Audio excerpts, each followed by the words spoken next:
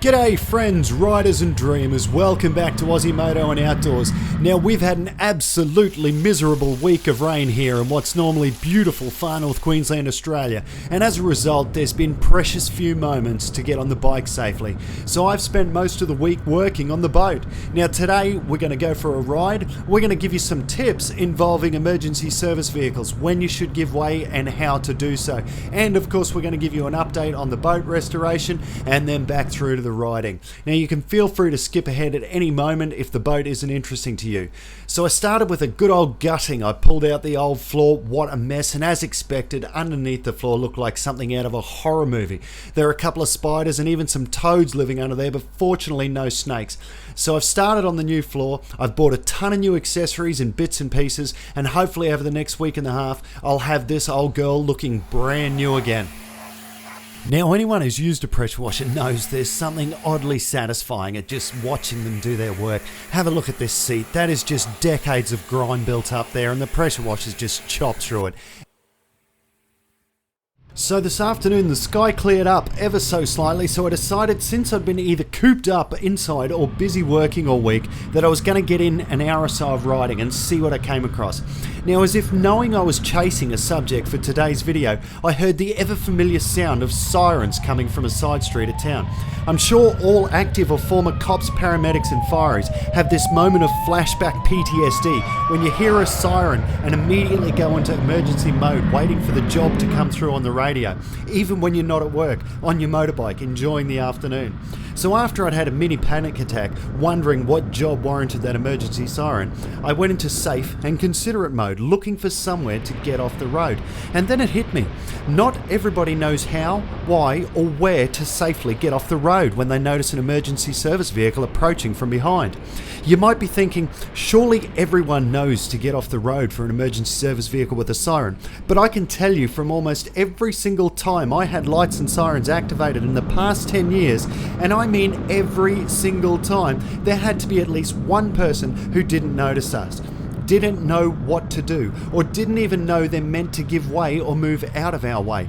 Now in some cases we're trying to save a life, so it's rather important. So I figured I'd give first-hand experience and some tips of what's expected of you from an emergency service vehicle that's behind you with its lights and or its siren on.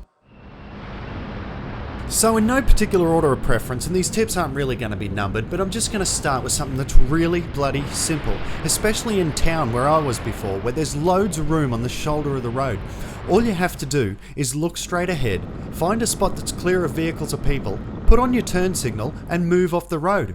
Bam, job done. Now if the road is too slim, or has no shoulder, or stopping is going to be precarious or dangerous, then simply proceed at a normal speed, looking for somewhere that you can move over. Now slowing right down when the emergency vehicle can't get past you is actually really going to frustrate them. They don't expect you to speed or drive fast, but they don't want you doing 20 k's an hour, so just try and maintain a normal speed whilst you're looking for somewhere. Now something you can do once you've seen a spot where you're going to turn off, even if it might be a little way away from you, is put your indicator on. Now this tells the emergency service vehicle that, hey, I've seen you're there, I'm just looking for a safe spot, it looks like I found one, in a moment I'll be out of your way. It stops frustration on everybody's part, and they can just patiently wait till you get off the road and they can move past you. Now have a look at this road I'm going down. I shouldn't have come down this road here. This has got to be the most dangerous road in Atherton. Have a look up here. There's just so much mud on the road. It's slippery as hell. You can see the tyre tracks on the sides. Every mongrel cuts the corner when they come around this. I'm so glad there was no other traffic on it while I was. Anyway, back to the tips. There really are times where people just dead set don't notice you, despite the lights, the sirens, blowing your horn and every other car on the road moving out of your way. I often thought to myself, do you all check your mirrors? And clearly not. And then I've wondered if people are just driving around in a daze. Now, I know in some cases people have their stereo up really loud, so they can't hear the sirens, but not seeing the flashing lights in your mirrors? I mean, people must drive along considerable distances without checking their mirrors. I mean, I know it was in the original driving lessons when you got your learner's permit, or in your driving test, however many years ago you did that, they used to tell you to check your mirrors all the time. And one of the reasons for that is for emergency service vehicles that may be coming up behind you on their way to an emergency. Now the next tip, this one's pretty easy and pretty important though, is just don't panic. You hear the siren, you see the lights, just as I said before, start looking for a place to go. Don't get anxious, don't get stressed, don't get worried, don't think it is just imperative that in the next 2 seconds you must be off the road. That is not the case. Don't panic, relax, start slowly looking for somewhere to move. Trust me, the cops, ambos or fireys that are behind you are going to appreciate any effort you've made to get out of their way and to do so safely. Now the next tip is anticipation. What's coming next? Now that vehicle that went past me was a Queensland Fire and Rescue, so it was a fire truck of sorts, but it wasn't actually a fire truck with hoses.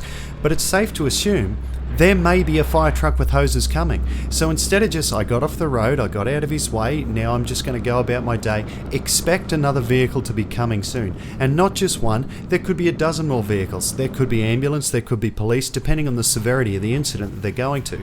So always think, if one goes past you, there's every chance there's going to be more. I'm going to keep my eye on my mirrors. Now just one more tip, and this one's more in relation to your fellow road user rather than the emergency service vehicle. And this is about just being considerate.